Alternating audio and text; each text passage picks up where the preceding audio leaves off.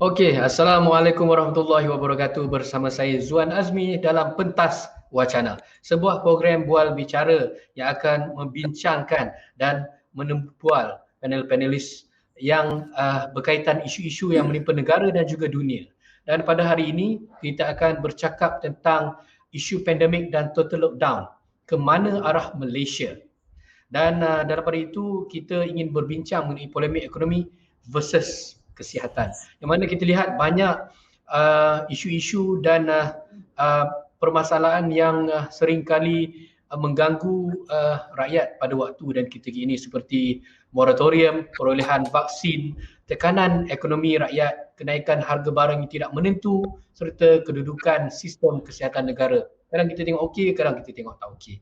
Dan bersama saya pada hari ini ada dua orang panelis iaitu Profesor Madya Datuk Dr. Muhammad Hussein, pensyarah Pusat Kajian Inovasi Pembelajaran dan Pengajian Universiti Kebangsaan Malaysia UKM.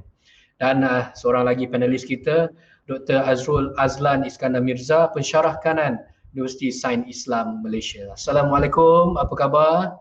Waalaikumsalam. Terima kasih. Selamat datang ke Pentas Wacana. Untuk siri yang pertama ini, kita akan membincangkan isu-isu yang melanda negara kita. Dan untuk 1 tahun ini, semenjak daripada tahun lepas, di Malaysia dan juga seluruh dunia berdepan kesukaran akibat pandemik. Dalam masa 1 minit ini, Datuk, dengan skala 1 hingga 10, yang mana 10 yang paling terbaik, berapakah markah yang Datuk ingin berikan kepada kerajaan kita dan kenapa skala itu diberi? Silakan Datuk. Pada peringkat awal iaitu saya boleh bagi 9 ke 10 lah, mana kita telah mengendalikannya dengan cukup baik pandemik ini.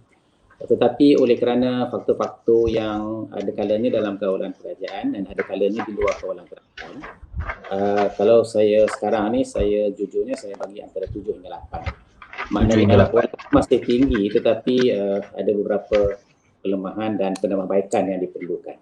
Okey, kita lihat Datuk JKJV di bawah kelolaan YB Khairi Jamaluddin, Menteri mesti menunjukkan kecemerlangan yang mana berjaya memastikan pelan vaksinasi kebangsaan ini berjalan dengan baik. Hari itu memang kena teruk, kena hentam bila nak boleh vaksin. Tapi sekarang ini kita nampak tindakan-tindakan oleh Musti, Menteri YB Khairi Jamaluddin sendiri telah pun meningkatkan dan memperbanyakkan pusat-pusat vaksinasi seperti yang ada di MyTech, itu pusat vaksinasi yang mega yang akan dan ada juga yang akan berjalan selepas ini. Jadi apa perkembangan terbaru tentang ini, Datuk?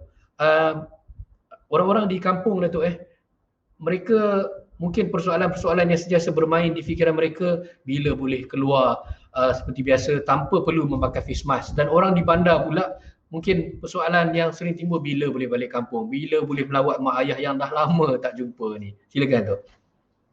Terima kasih atas soalan. Saya fikir kita berkemampuan untuk menghadapi pandemik ini melalui program vaksinasi kebangsaan, kerana kita mempunyai sistem yang cekap dan sedia teratur, yang telah dibina untuk sekian lama. Jadi dengan sistem yang ada, program vaksinasi ini dapat dijalankan dengan segera. Bukan sahaja kita mempunyai sistem yang teratur, kita juga ada infra yang lengkap. Kalau kita lihat sebelum ini program vaksinasi dicuba di beberapa tempat, dan setelah kita yakin pelaksanaannya teratur, sistemnya boleh kita mantapkan, maka saya tengok kita telah memperluaskan program vaksinasi bukan sahaja di hospital, tetapi vaksinasi ini juga diberikan di pusat pengedaran vaksinasi, di universiti pun ada, dan di dewan-dewan, dan sekarang ini akan diperluaskan di hospital-hospital swasta dan juga di klinik-klinik kesihatan. Dan saya fikir dalam jangka masa terdekat, saya fikir kita tak perlu tunggu 31 Disember untuk membolehkan 80% rakyat kita mendapat vaksinasi, yang membolehkan kita mendapat herd immunity ataupun immunity kelompok, ya. Jadi saya fikir kita akan dapat mencapai tahap herd immunity ini lebih cepat daripada 31 Disember. Malah saya jangkakan antara bulan September hingga bulan Oktober kerajaan akan berupaya untuk memberikan 80% rakyatnya dengan vaksinasi, ya.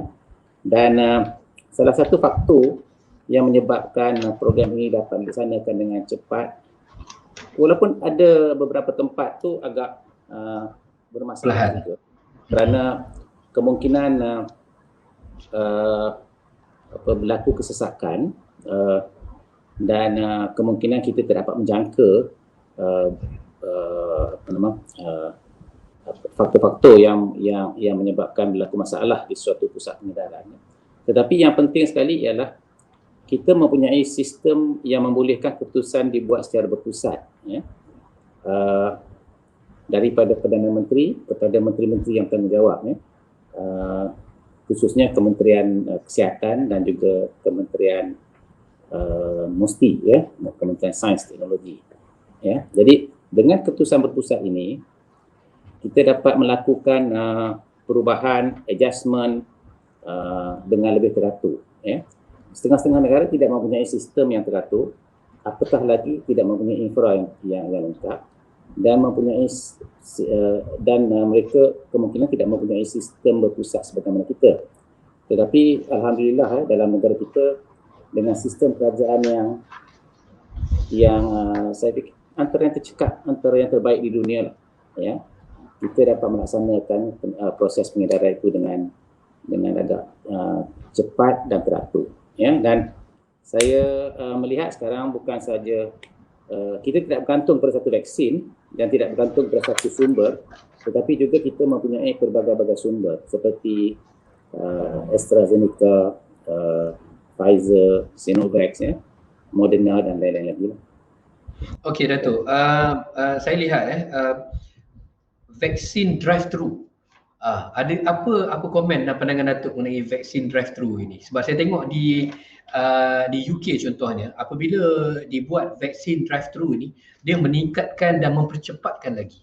Jadi apa komen Datuk mengenai perkara ini? Ya, vaksin drive-thru tu menarik, ya. Nampaknya boleh dilaksanakan, tetapi ada beberapa kekangan jugalah. Kadang-kadang dia drive-thru tu dia datang seorang, ya. Jadi bila datang seorang, kita nak bagi injection kat dia, masalahnya kita bimbang ada kesan-kesan sampingan, ya. Sebab itu kalau kita tengok dalam pusat pengedaran vaksin ni, selepas berlaku suntikan, bukan kebanyakan, semua mereka yang menerima suntikan perlu direhatkan untuk tempoh antara 25 minit hingga 30 minit sebelum dia dibenarkan untuk keluar daripada pusat pengedaran vaksin. Jadi drive-thru ni suatu yang baik, tetapi perlu pemandu kereta tu mesti orang lain. Ada orang yang membawa pemandu supaya dia tidak memandu selepas dia kena vaksin. Kalau dia mandu lepas dia kena vaksin, kita ada masalah lain. Kita juga sekarang ni, saya fikir kerajaan sudah memperkenalkan satu lagi kaedah, iaitu pengedaran vaksin mobile, ya. Mobile. Jadi inisiatif sudah dibuat oleh UKM misalnya untuk melaksanakan program pengedaran vaksin secara mobile. Jadi dengan menggunakan kenderaan kita akan bertapak di satu tempat, dan setelah tamat kita akan berpindah ke tempat lain. Jadi kita boleh bergerak ke banyak-banyak tempat pendalaman dan tidak menyukarkan orang untuk pergi ke pusat pengedaran vaksin yang telah ditetapkan. Yes. Okey, terima kasih Datuk. Dan kita beralih kepada panelis kita yang kedua, Dr. Azrul. Kita juga mencerak pandangan dan sentimen masyarakat mengenai perkembangan terbaru, iaitu Pemerkasa Plus. Semua orang tertunggu-tunggu. Pengumuman yang paling utama iaitu moratorium automatik tanpa charge faedah seperti yang dilaksanakan waktu PKP 1.0 tahun lalu.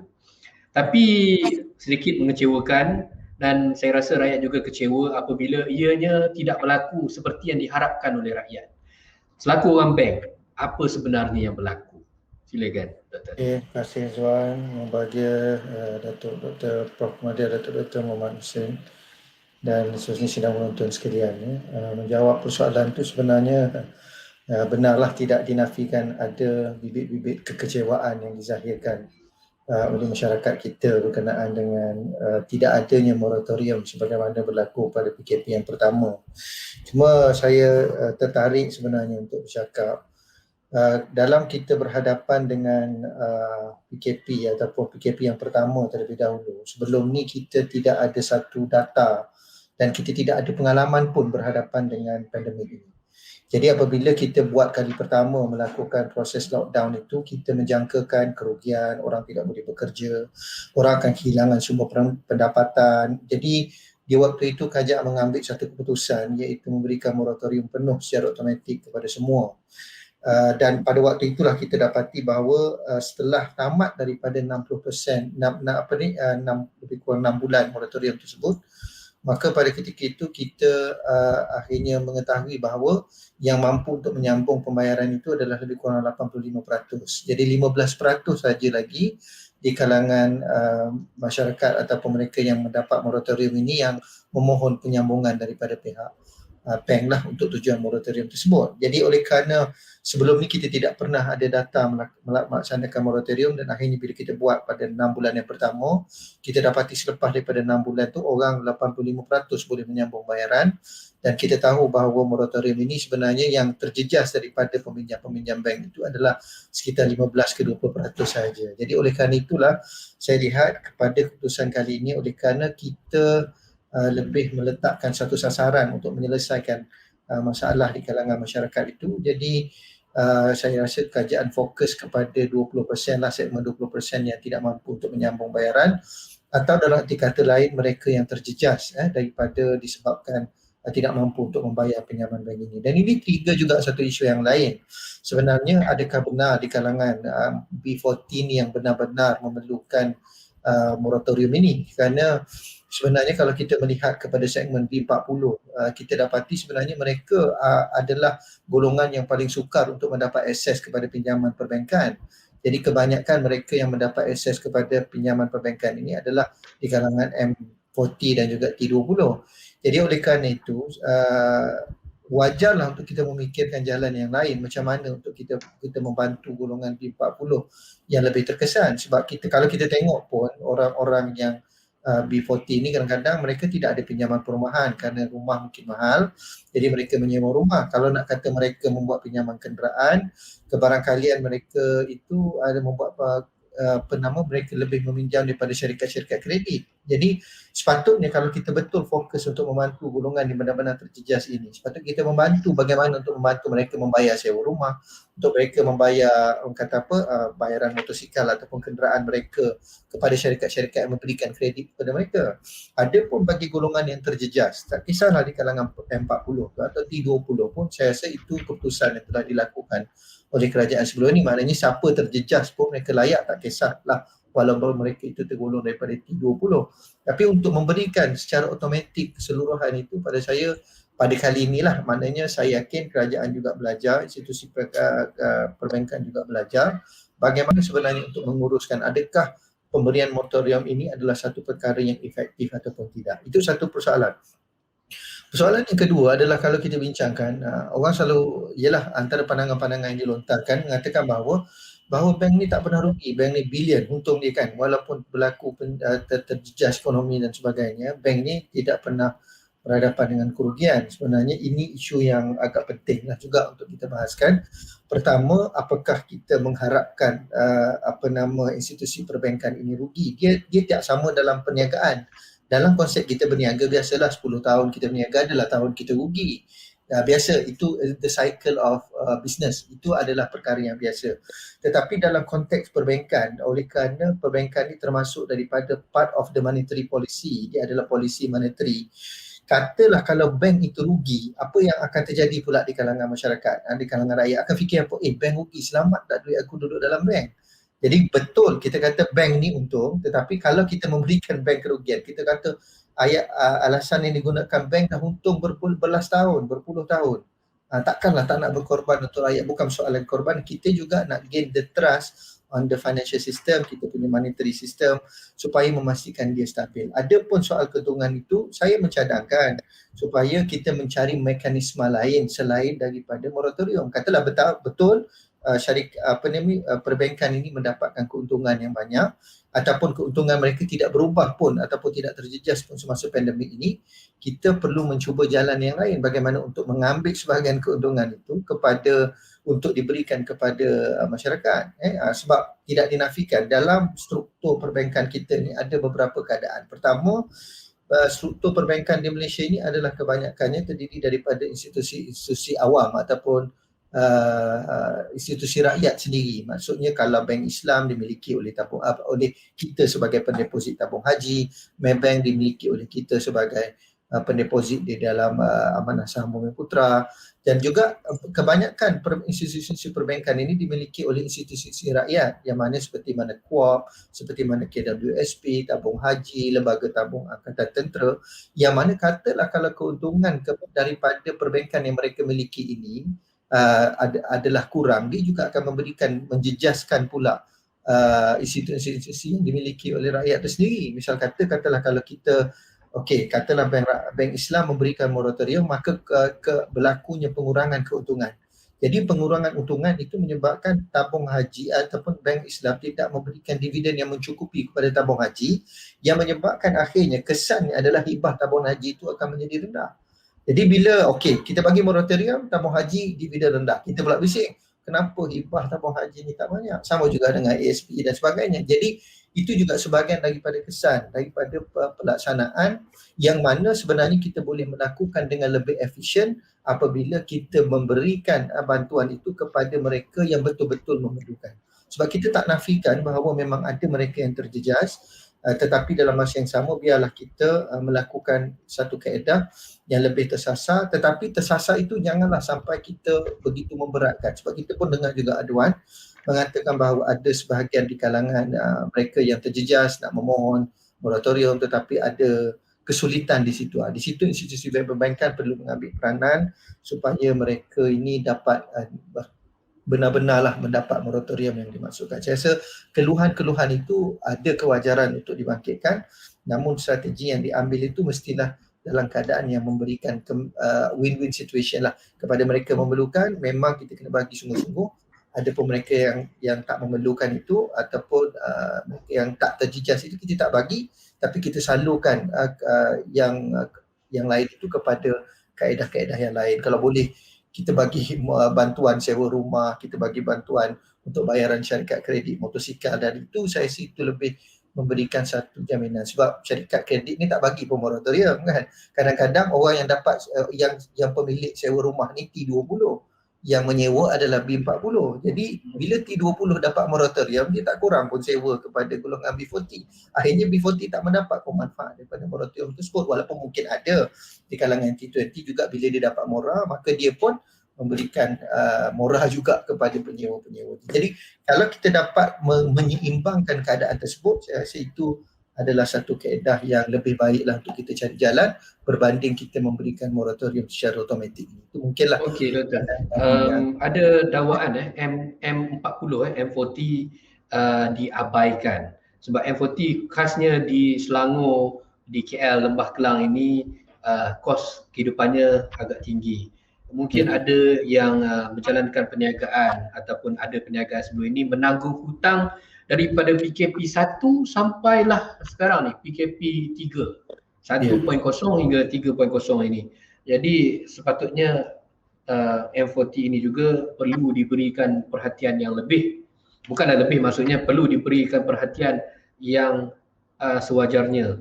Dan kita lihat kenaikan harga barang, adakah ini petanda inflasi atau bibit-bibit inflasi? Apa kata Doktor? Okey, baik. Kalau kita nak bincangkan soal M40 ni, sebenarnya M40 ni adalah golongan yang tersebut sejak dahulu lagi. Bahkan sebelum daripada COVID pun kita berhadapan dengan masalah yang sama. Antara isu besar yang paling kita boleh lihat sebenarnya adalah pengklasifikasian kepada golongan B40, M40 dan T20 itu sendiri. Bahkan kalau kita tengok Bank Negara Kuala Tasik Sila telah pun membuat kajian semula berkenaan dengan pengklasifikasian ini. Dan kalaulah kita berjaya mengubah, kita perlu mengubah dulu definisi itu semula kepada B40 dan M40, sebab kita tak nafikan bahawa ada di kalangan yang kita katakan M40 dan akhirnya sebenarnya apabila kita tengok mereka ni M40 tapi pada in fact realitinya mereka sebenarnya masih lagi termasuk daripada B40.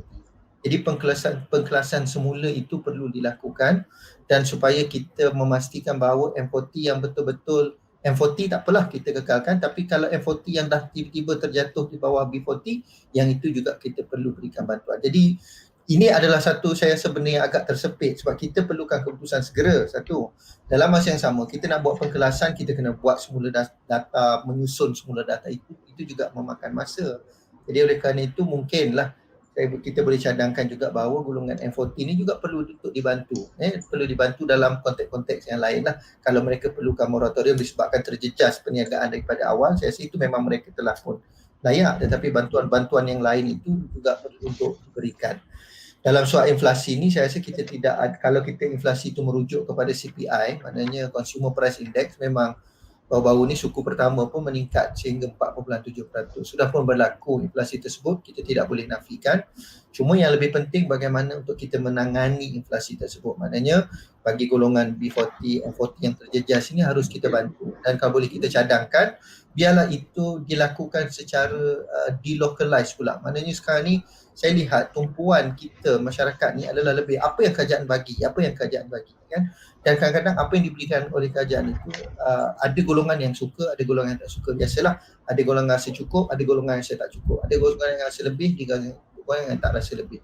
Tapi saya rasa perlu sudah sampai masa untuk kita buat satu consolidation semua pihak di peringkat kerajaan pusat, kerajaan negeri, bahkan pertempatan, begitu juga dengan kampung, JKK dan sebagainya, untuk kita buat satu konsep, sebab setiap orang itu masalahnya berbeza-beza.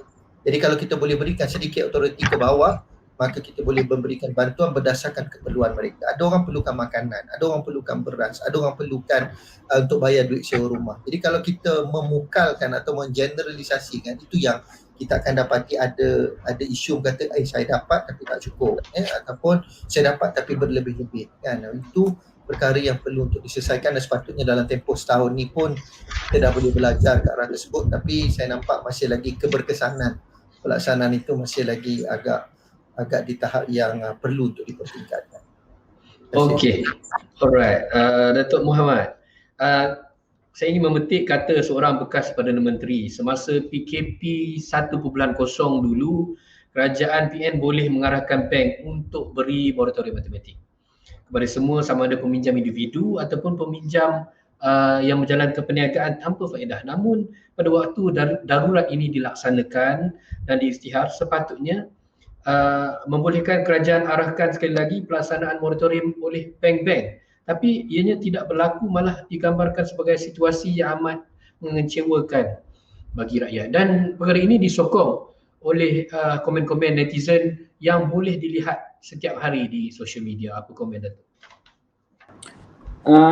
Saya tengok ada conflicting punya pandangan lah daripada pemimpin bekas Perdana Menteri itu, yang mengatakan kalau PKP 1 mandatory punya moratorium dan PKP 3 tidak berlaku sedemikian. Pada masa Kerajaan Barisan Nasional memberikan BRIM, Bantuan Rakyat Satu Malaysia, beliau tidak bersetuju dengan pemberian BRIM kerana ianya pemberian yang tidak produktif, ya. Dan pemberian ini dianggap sebagai sesuatu yang membazirkan wang rakyat lah. Tetapi apabila beliau berkendakkan supaya moratorium diberikan sekali lagi, ya, kepada semua orang, saya melihat berlaku conflicting lah, ya, antara penerimaan BRIM yang dianggap tidak produktif dengan pemberian moratorium ini. Kerana pemberian moratorium kepada mereka yang tidak terjejas adalah satu yang tidak produktif, ya. Jadi kerajaan sekarang bukan tidak memberi moratorium, Tetapi moratorium diberikan juga kepada mereka yang terjejas, ya. Terjejas ekoran kehilangan pekerjaan daripada kesan pandemik inilah, ya. Jadi yang itu yang sepatutnya kita buat, ya, kerana kalau kita bagi juga kepada mereka yang tidak terjejas, maka dia akan menyebabkan dia akan menjejaskan, ya, fungsi perbankan, walaupun tidak menyeluruh, tetapi dia akan menjejaskan juga lah peranan bank, ya. Dan juga dia akan meningkatkan lagi tahap keberhutangan, ya, kepada mereka, ya, tanpa ada keperluan pun, ya, untuk dipertingkatkan keberhutangan ini, kerana mereka golongan yang tidak, ini kan katakan kerajaan tidak terjejas, dan banyak juga sektor-sektor yang tidak terjejas yang boleh melakukan pekerjaan daripada rumah, ya. Jadi apabila ada pandangan-pandangan seperti itu, saya fikir itu adalah pandangan populis lah, yang bertujuan untuk mendapatkan simpati atau sokongan daripada rakyat. Dia tidak membantu sebenarnya pandangan itu untuk menyelesaikan masalah pandemik, dan dalam masa sama usaha untuk mengekalkan pembangunan ekonomi negara, ya. Jadi satu segi memang mengatakan tidak produktif, satu segi benda yang hampir sama juga mengatakan ianya sesuatu yang produktif. Saya fikir ianya tidak seharusnya berlaku lah. Okey, berbalik pada Dr. Azrul. Kita lihat sewaktu lockdown dan PKP 3.0 ini, macam-macam kesukaran rakyat. Ada yang poket kosong, ada yang tak cukup makan, ada yang tanggungan ramai. Bila duduk rumah ni, sebenarnya tanggungan tu ataupun perbelanjaan meningkat. Mungkin dia keluar di luar, sebelum ini dia makan ada 2 kali satu hari saja. Tapi bila kena duduk di rumah ni, kena makan sampai 3 kali, mungkin cepat lapar kan. Tapi itu antara masalah-masalah yang dihadapi oleh sesetengah orang. Ada orang yang memang tak ada duit langsung nak makan. Tetapi kita tengok ekonomi dan juga kesihatan, yang mana perlu didahulukan dalam konteks Malaysia hari ini, pada waktu dan ketika ini, yang mana yang perlu didahulukan? Baik, terima kasih. Betul lah, memang ada perbezaan lah bila kita berada dalam suasana lockdown ini. Perbelanjaan bertambah, bukan kata makan 3 kali sehari je, peti ais pun boleh rosak kan. Itu antara cabaran yang kita hadapi ketika mana lockdown ini. Ini boleh diceritakan lah secara turun-temurun pada generasi akan datang lah suasana lockdown ini. Cuma saya tertarik juga untuk kita berbahas antara ekonomi dan juga kesihatan ni mana penting. Jawapannya dua-dua penting lah. Tapi buat masa ini, kalau kita tengok keutamaan kerajaan adalah apabila kita melaksanakan kembali full lockdown, itu adalah meletakkan keutamaan kesihatan berbanding daripada ekonomi. Jadi sama juga dalam PKP 2 yang sebelum ini, oleh kerana mungkin kes meningkat sehingga 3,000, 4,000, pada waktu itu kajian kata masih lagi kita boleh kawal, kan? Kajian masih boleh kawal, jadi diseimbangkan. Maknanya PKP tetap dilaksanakan dalam konteks pada waktu itu juga ekonomi juga boleh berjalan seiring. Jadi pada waktu ini saya melihat kerajaan meletakkan keutamaan pada kesihatan, kerana kita tak nak sistem kesihatan kita burst, sampai kita tidak boleh mengawal lagi sebagaimana berlaku di negara seperti India dan sebagainya. Jadi kajian hari ini meletakkan keutamaan kesihatan. Apapun keseimbangannya, kita boleh katakan kedua-duanya penting. Kalau kita tak sihat, maknanya dia akan menjejaskan ekonomi kita jugalah, kena menyediakan fasiliti untuk membantu dan sebagainya. Tetapi apabila kita tak meletakkan kesihatan, orang yang duduk di rumah, yang bekerja seharian tidak boleh makan pun, itu adalah suatu cabaran juga kita hadapi. Dan cabaran kesihatan ini jangan kita lihat hanya dalam konteks penyakit COVID semata-mata. Kita juga berhadapan dengan cabaran sebagaimana cabaran kesihatan mental. Kesihatan mental, orang tidak boleh keluar dengan tekanan dan sebagainya. Itu juga boleh memberikan kesan kepada masyarakat kita. Termasuk juga kanak-kanak yang berada di sekolah, saya katakan, dia terpaksa duduk di rumah dalam keadaan yang orang kata tertekan untuk PDPR, untuk mendapatkan peralatan, laptop dan data dan sebagainya. Itu juga sebahagian daripada cabaran yang perlu untuk dilalui. Jadi soal apa pun, dua-dua ini memang ada kepentingannya, tapi the best way macam kita lah, tidak ada jawapan itu, tidak ada hitam dan putih. Dunia ini bukan hanya hitam dan putih, dunia ini ada warna-warnanya. Jadi oleh kerana itu, the best way ataupun jalan yang paling baik adalah kita strike the balance lah. Maknanya untuk kita menyeimbangkan keadaan. Kita tidak melupakan soal ekonomi, kepentingan dia. Kita juga tidak melupakan soal kesihatan. Ada orang berkata, dia kata kita letaklah keutamaan kesihatan, ekonomi kerajaan bantu. Ya, saya rasa Itu juga yang dibuat sekarang oleh pihak kerajaan. Cuma persoalan yang seterusnya kita akan tanya, adakah bantuan itu mencukupi kan? Kadang-kadang saya nak juga bertanya balik, sejak bila bantuan ini pernah mencukupi? Jadi soal cukup tak cukup ni satu perkara yang agak subjektif untuk kita bahaskan. Dalam masa yang sama, dalam tempoh setahun kita menghadapi pandemik ini, saya rasa kerajaan pun ada satu limitasi lah daripada sudut sumber macam mana untuk memberikan bantuan tersebut. Walau bagaimanapun, saya rasa banyak cadangan telah dikemukakan kepada kerajaan bagaimana untuk menyelesaikan ini, dan kerajaan perlu mengambil sikap terbuka lah untuk menerima pandangan-pandangan tersebut supaya kita boleh mempelbagaikan sumber untuk membantu masyarakat itu sendiri. Itulah. Okey, berbalik kepada Datuk Dr. Muhammad, susulan dari ulasan Dr. Azrul itu, saya ingin kembangkan lagi ruang lingkup perbincangan kita pada hari ini. Bagaimana kerajaan perlu mengambil persepsi rakyat bahawa keputusan-keputusan kerajaan hari ini yang dilihat agak flip-flop. Hari ini Menteri Kanan Pertahanan dan Ketua Pengarah KKM umumkan lain. Besok pula Menteri Kanan Niti umumkan lain.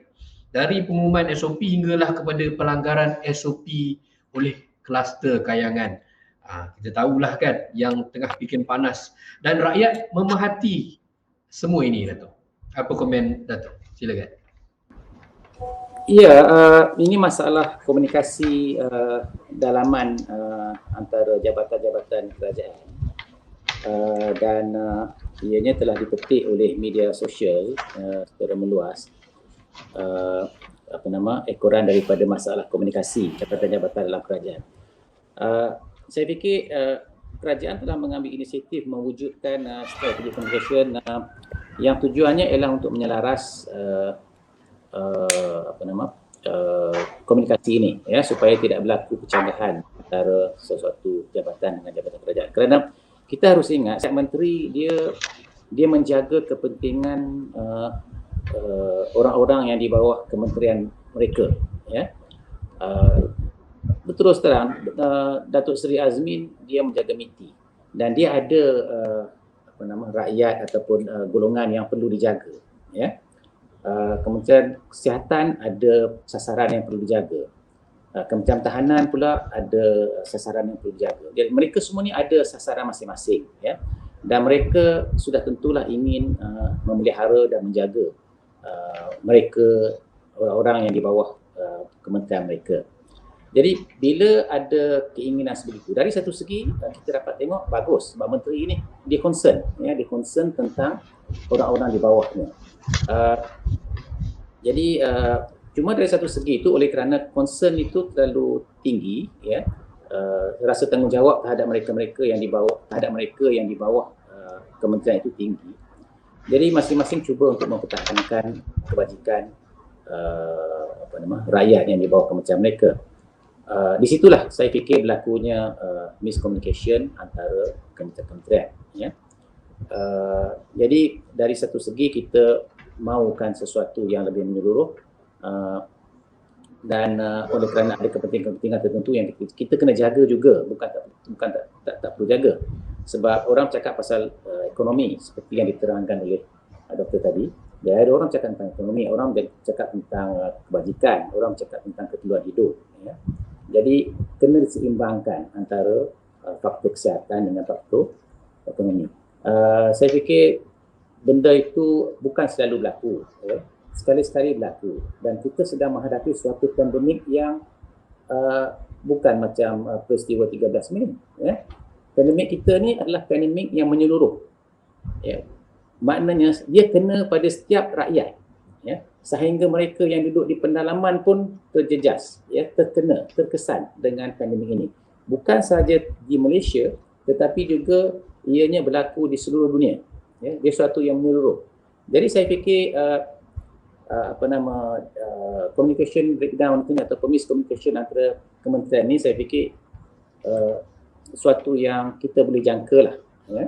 Dan ianya bukanlah masalah yang besar, dan bukan ianya saya fikir adalah masalah terpencil, ya, yang boleh diselesaikan. Dan saya fikir daripada dengan penubuhan mekanisme yang tertentu sebagaimana penubuhan strategic communication yang dibuat oleh kerajaan, saya fikir benda ni boleh diatasi dengan mudah. Ataupun mungkin perkara ni hanya dibangkitkan oleh kluster-kluster merungut yang dia tak faham apa yang cuba disampaikan oleh kerajaan pada waktu dia dan ketika ini, di mana SOP itu berubah-ubah mengikut situasi. Contohlah katakanlah SOP itu dibuat tak boleh keluar berjoging, tak boleh keluar naik basikal, tetapi apabila keadaan dah okey sikit, kerajaan tukar, boleh silakan jogging, silakan naik basikal, tapi dalam keadaan dalam kawasan rumah, dalam kawasan taman saja. Apa pandangan Datuk? Ya, dia macam ni. Wrong info but right way of delivery, ya, benda tu akan sampai. Okay. Kadang-kadang right info but wrong way of delivery, benda tu tak sampai. Jadi itu yang berlaku saya tengok, ya.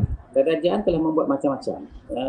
Saya pun baru saja mendengar taklimat tentang program-program ekonomi yang telah disampaikan. Saya dapat banyak benda-benda yang telah dibuat oleh kerajaan. Tetapi proses penyampaian itu tak sampai kepada rakyat. Ya. Sedangkan benda-benda kecil yang terpencil ini, yang memang berlaku, kita tak nafikan, memang berlaku. Tetapi disampaikan dengan cara yang betul, maka benda itu sampai kepada rakyat. Ya. Kerajaan ada banyak data, banyak benda yang telah diselesaikan, tetapi mungkin kaedah penyampaian itu tak efektif, tak efisien, jadi bukan tidak sampai. Saya fikir inilah perkara yang berlaku di Malaysia dengan peranan media sosial dan dengan politicking yang keterlaluan di saat pandemik ini. Saya fikir akan melambatkan proses kita untuk menyelesaikan isu-isu pandemik COVID-19 ini. Okey, maaf mencelah Datuk. Kalau dulu zaman krisis 1969 hanya Mageran bersidang dan tetapkan keputusan penting. Tapi pada hari ini ada mesyuarat MKN, ada mesyuarat kabinet lagi. Mungkin pada waktu dan ketika ini kita perlu hanya satu pihak saja yang buat keputusan. Apa kata Datuk? Ya, peristiwa 13 Mei kita menghadapi musuh yang kita nampak dengan jelas. Ya, pandemik COVID-19, pertama kita tak nampak pun musuh tu. Ya. Dan yang kedua, masalah ini adalah masalah yang menyeluruh. Ya. Yang ketiga, peranan media sosial sekarang ni dengan peranan dulu tidak ada media sosial masa 13 Mei itu, ya.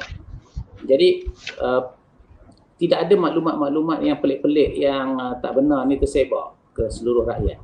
Tapi sekarang maklumat-maklumat yang dimanipulasi, ya, maklumat-maklumat yang tak betul ni kan, dia mudah disebarkan. Dengan sebab itu dia memerlukan penglibatan bukan sekadar MKN, tetapi memerlukan penglibatan hampir semua kementerian, ya. Semata-mata untuk memberi penjelasan tentang apa yang betul dan apa yang tidak betul.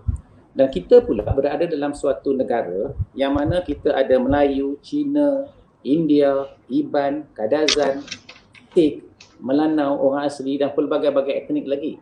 Ini lebih menyukarkan berdasarkan demografi rakyat yang tidak seragam, ya, lebih menyukarkan. Dan ini sebenarnya bila keadaan itu sukar, maka media sosial mengambil peluang untuk menyebarkan perkara yang tak betul, ya. Saya fikir saya berharap perkara ini tidak berlaku lah, sebab ini peperangan yang melibatkan semua pihak, ya. Dan kita tak ada masa lagi nak berpolitik ataupun kita tak ada masa lagi nak mengadu domba di antara satu sama lain, ya. Lebih baik kita memberi fokus kepada menghadapi pandemik ini, selesaikan pandemik ini, lepas tu proses politik boleh berlaku selepas masalah ini selesai.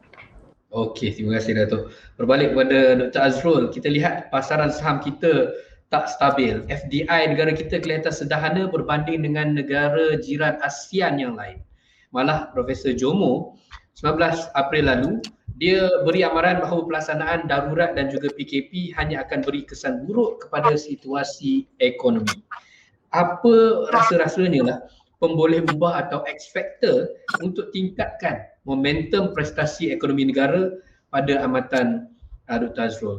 Adakah vaksin, adakah mempercepatkan mempercepatkan imuniti kelompok, kompetensi Menteri Kabinet, ataupun keyakinan pelabur, ataupun kestabilan politik. Apa komen Doktor?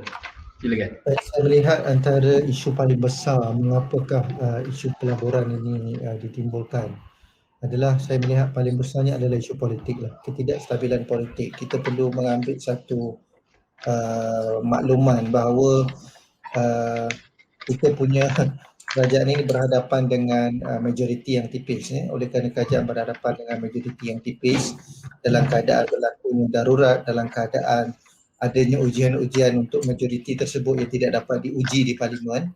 Jadi itu juga menimbulkan keraguan di kalangan para pelabur, khususnya daripada pelabur luar, kerana mereka tidak menampakkan kestabilan daripada sudut politik sendiri. Jadi oleh kerana itu saya melihat isu yang paling perlu untuk diselesaikan adalah untuk diadakan sesegera mungkinlah pilihan raya tersebut untuk mendapatkan mandat. Kerajaan perlu mendapatkan mandat yang baru, dan daripada mandat yang baru inilah sebenarnya akan mendatangkan kembali isu pelaburan. Sebab itu sebenarnya COVID ini dia adalah faktor, tetapi dia tidak menjadi faktor yang begitu kuat, sebab negara lain pun berhadapan dengan COVID. Indonesia pun berhadapan dengan COVID juga, tetapi mereka boleh bawa masuk pelaburan yang agak besar. Tetapi kita boleh melihat apakah di antara rahsia dan resepi kejayaan Indonesia itu adalah kerana kestabilan politik. Calon Presiden Indonesia Prabowo itu sendiri telah menjadi Menteri Kabinet di dalam kerajaan Jokowi. Itu di antara faktor kekuatan yang sebenarnya yang dilihatkan untuk memperlihatkan kestabilan politik itu sendiri. Jadi oleh kerana sistem di Indonesia dan Malaysia agak berbeza, tapi saya lebih lihat bahawa yang perlu untuk diselesaikan oleh isu berkaitan dengan pelaburan ini adalah untuk mewujudkan kembali kestabilan politik dengan mengembalikan kuasa itu kembali kepada rakyat. Walau bagaimanapun, untuk melakukan pilihan raya itu bukanlah satu benda yang mudah pada waktu ini, dan keutamaan lebih penting untuk kita mendapatkan pelaburan dan kestabilan politik itu tidak dinafikan. Kita juga perlu untuk mendapatkan herd immunity sesegera mungkin supaya proses itu dapat dilakukan secepat mungkin. Saya lihat selagi mana kita belum mencapai herd community dan kita belum dapat menyelesaikan dan mengawal vaksin COVID pandemik ini dengan baik, selagi itulah kita akan sukar untuk mendapatkan semula melakukan pilihan raya umum itu, dan lebih sukarlah kalau jauh lagi bermakna lebih lambat lagi proses untuk kita mendapatkan keyakinan pelabur dalam persoalan tersebut. Itulah mungkin satu pandangan yang saya boleh lihat. Apapun dalam tempoh yang terdekat ni, saya melihat vaksin adalah satu proses yang cepatlah untuk memastikan dia dapat direalisasikan. Betul, sebab saya lihat seperti di UK sendiri, majoriti dah vaksin, jadi keadaan itu dah kembali boleh kata tenang lah. Dan kepada Datuk Muhammad, kita di Pentas Wacana konsisten dan memegang prinsip bahawa sumbang saran dan kritikan rakyat yang membina adalah teras kemajuan negara kita. Rakyat yang aktif dalam budaya demokrasi sihat akan memacu negara ke arah kemajuan yang kita semua cita-citakan. Katakanlah rakyat ini nak moratorium wajib tanpa caj faedah dilaksanakan, dan PKP ketat seperti PKP tahun lepas, dengan tujuan besarnya adalah untuk semua duduk di rumah dan semua dapat melandaikan lengkok kadar jangkitan. Kita pernah lakukan dulu dan terbukti kita hampir menang. Jadi adakah kerajaan bersedia sekiranya kita buat balik macam PKP 1.0 dulu? Silakan Datuk. Kita pernah lakukan dan kita hampir menang, ya. Tetapi bukan tanpa kos yang tinggi, ya. Kita kehilangan puluhan bilion ringgit, ya, daripada pelaksanaan PKP, ya. Dalam pada itu pun disebabkan kita mempunyai reserve yang cukup, kita dapat memberi insentif-insentif, bantuan-bantuan kepada hampir seluruh rakyat, menerima faedah daripada PKP 1, ya. Tapi sekarang setelah kita membelanjakan sebegitu banyak wang dengan bantuan-bantuan pada PKP 1, yang dalam masa yang sama kita telah kehilangan bilion, puluhan bilion daripada aktiviti ekonomi yang terhenti. Dan kalau kita nak melakukannya sekali lagi, kita akan menyebabkan negara kita lebih sengsara dalam proses untuk kita mengawal COVID-19. Jadi apa yang dilakukan sekarang ini ialah dengan membuat kawalan-kawalan dan dalam masa yang sama menseimbangkan aktiviti ekonomi. Saya dimaklumkan pada masa PKP1 kita punya keluaran negara kasar kita merosot, merosot hampir 5%, ya. Dan apabila ekonomi digerakkan semula selepas PKP1, maka kita punya ekonomi meningkat semula, walaupun masih lagi negatif tetapi ada peningkatan, peningkatan daripada negatif tadi, belum lagi mencapai positif sehingga sekarang. Dan bayangkan kalau kita mengadakan PKP1 sebagaimana yang diminta oleh beberapa pihak, saya rasa kita akan menjejaskan lagi ekonomi negara. Saya fikir antara faktor penting yang boleh menyelesaikan masalah ini adalah melalui vaksinasi. Vaksinasi adalah antara aspek yang penting. Kita kena bantu kerajaan untuk meningkatkan proses vaksinasi. Sebab negara-negara dunia, di China, di UK, sebagaimana yang saudara sebutkan tadi, proses mencapai herd immunity ini hampir berlaku di negara mereka kerana proses program vaksinasi, bukan program lockdown. Jadi kita kena ingat, bukan lockdown itu yang menyelesaikan masalah, tetapi yang menyelesaikan masalah adalah vaksinasi. Jadi tumpuan kita adalah kepada vaksinasi, dan kita kena bantu kerajaan untuk membolehkan seramai mungkin rakyat mendapat vaksin, supaya dengan cara itu ekonomi dapat berkembang dan berjalan semula sebagaimana biasa. Okey, terima kasih Datuk. Kepada Dr. Azlan, menyimpulkan perbincangan kita pada hari ini dengan skala 1 sampai 10, yang mana 10 paling baik, berapakah markah yang Dr. Azlan akan berikan kepada rakyat dan juga kerajaan dalam konteks melaksanakan tanggungjawab masing-masing, bukan hanya rakyat, bukan hanya kerajaan, tetapi dua-dua, untuk kita bersama-sama memerangi COVID-19 ini. Dr. Azlan, berapakah markah yang diberikan rakyat dan juga kerajaan? Saya rasa kalau kita nak bagi markah kepada rakyat, kita kena bagi 10 Suan. Sebab kita kata customer is always right lah dalam konteks itu.